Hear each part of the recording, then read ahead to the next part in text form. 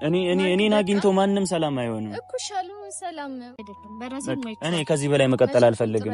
ካንቺ ጋር ከዚህ በላይ የዚህን ያህል መሄድ አልፈልግም።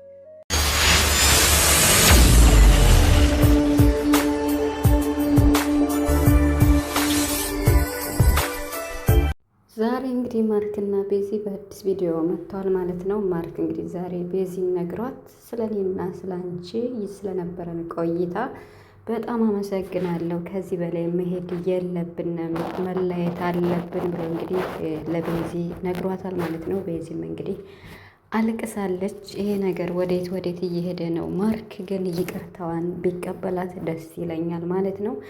ሰላም ቤተሰብ እንዴት ናችኋለሁ? ሰላማችሁ ይብዛ በያላችሁበት እያልኩኝ ወደ ቻናሌ ቤተሰቦች እንኳን ወደ ቻናሌ መጣችሁ። የጨረቃ ፋሚሊዎች እንዲሁም የማርኬ ቤተሰቦች ቻናሌን ሰብስክራይብ አድርጉ ማለት ነው። ስለምታበረታቱኝ አመሰግናለሁ።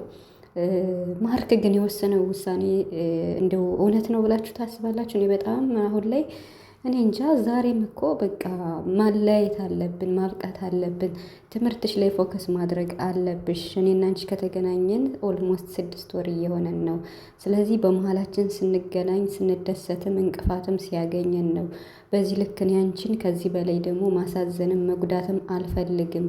እኔ ለማንም ሰላምም ሰጥቼ አላቅም። ስለዚህ እንድትጎች ስለማልፈልግ መለያየት አለብን ብሏታል እንግዲህ ለቤዚ ማለት ነው። ቤዚ ደግሞ ነገሮችን ለምንድን ነው ቸኩለህ የምትወስን? እኔ ምንም ችግር የለብኝም፣ ይቅርታ ብያለሁ፣ ይቅርታዬን ተቀበለኝ።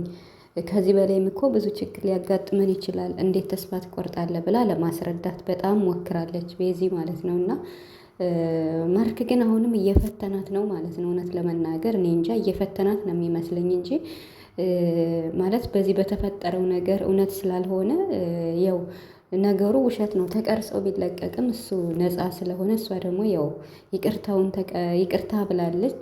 እንግዲህ ባለፈው እሱም ይቅርታ ብሏት ነበረ እና ብቻ በእሷ ቦታም ትክክል ናት፣ በእሱ ቦታም ልክ ነው። ሁለታቸውም እኮ እውነት አላቸው። እሷም ያንን ስታይ ምን ይሰማታል? ያው ብታምነውም እንኳን ይሄ ነገር ነው ተብላ ስትነገር ልትናደር ትችላለች። ያው ማለት እሱን ስለምትወደው ማለት ነው። ማርክ ደግሞ ያን ነገር ስላላደረገው ሞር ደግሞ ማርክን ያናድደዋል። ምክንያቱም በዚያ ነገር አልተገኘበትም። ያን ነገር በፍጹም አያደርገውም መቼም ማለት ነው። አላደረገውም፣ ውሸት ነው። ያቺ ቀርጻ የለቀቀችው ናት እንግዲህ ስተተኛ ማለት ነው። ስለዚህ ሁለታቸውም ጋር እውነት አለ። ያው ቤዚም እንዲሁ ባለፈው ቸኩላ በቃ እንደዛ አንዳንዴም እሷም ትቸኩላለች ብዬ አስባለሁ። ብቻ ሁለታቸውም ጋር እውነት አለ። በእሷም ቦታ እንደዛ አይነት ቪዲዮ ብዙ ነገር ተልኮላት ይሄ እኮ እንደዚህ ነው ስትባል ልታመን ትችላለች። ያው ደግሞ ውሸት ሲሆን ደግሞ ይቅርታ ጠይቃለች ማለት ነው። ስለዚህ ማርክ አሁን ማለት እየተናገራችሁ ያለው ነገር እሷን እየፈተናት ነው። ምክንያቱም የወደፊት አጋሪ ወይም የወደፊት አብራኝ ትዘልቃለች ብሎ የሚያስባት ቤዚ ከሆነች አሁንም ጥግ ድረስ እየፈተናት ይመስለኛል እንጂ ቢያንስ እንኳን ይቅርታዋን ተቀብሎ ያው በእርግጥ ተቀብሏታል ይቅርታዋን አይደለም አልተቀበላትም። ትናንትም ጥሏት ነው ሄደ። ይቅርታዋን ተቀበላት እያልነው ነበር። ዛሬም እንግዲህ በቃ እዚህ ጋር ይብቃን ብሎ በ4 ነጥብ ዘግቷል። ግን ደግሞ ወደ መጨረሻ ቪዲዮን አይታችሁት ከሆነ የሁለታቸው እንጆይ እያደረጉት እየሳቁ በደስታ የሰሩት ቪዲዮ አብሮ ተሰርቷል ማለት ምን ለማለት ፈልጌ ነው? እንደማይለያዩ ተስፋ የሚሰጥ ቪዲዮ ከባለፈው ቀንጨባ አድርጎ እያስታወሰ ነበርና ስለዚህ ይለያያሉ ብዬ አላስብም። ማርክ አሁንም እየፈተናት ይመስለኛል። ምክንያቱም አንድ የህይወት አጋር የምትሏት ሴት በህይወታችሁ ያለች ሴት በትንሽ ነገር ፈተና ስትወድቅ፣ በትንሽ ነገር መጠራጠር ሲኖር ያ ሰው ደግሞ በቃ እርግጠኛ የህይወት አጋር ትሆናለች ብሎ ስለሚያስብ በደንብ እንድታምነው መፈተን አለበት እና እየፈተናት ይመስለኛል ማርክ አሁንም ማለት ነው እንጂ የሚለያዩ አይመስለኝም። እንግዲህ ማለት ከተለያዩ በጣም ከባድ ነው። እሷ ይቅርታ እየጠየቀች ነው። ምክንያቱም ደግሞ ያው ምንም ከሁለታቸውም እውነት አለ። ብቻ መጨረሻ ላይ ይቅርታዋን ይቀበላታል ብዬ አስባለሁ። ፈተና ነው ብዬ ነው የማስበው። በዚህ ልክ እኔ እንጃ እንደዚህ ይለያያሉ ብዬ አላስብም እውነት ለመናገር ምክንያቱም ማርክና ቤዚ በጣም ብዙ ነገር አሳልፈዋል።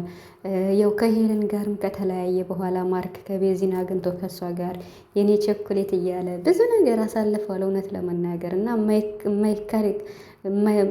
መካድ የማይቻል ቪዲዮ አለና ማርክም የዋህ ነው፣ ምንም አያውቅም። ብዙ ችግሮችን አሳልፏል። ለሰው ልጅ ክፋትን አያስብም፣ ሰዎችን ያስታርቃል። ሰው ሲከፋ አይወድም፣ ሰው ሲያዝን ያዝናል። እውነት ነው የምላችሁ እና በእነ ሩታ በእነ አብርሽም እያየ ነው ስለነበር ማለት ነው። ሌሎችንም ያስታርቃል።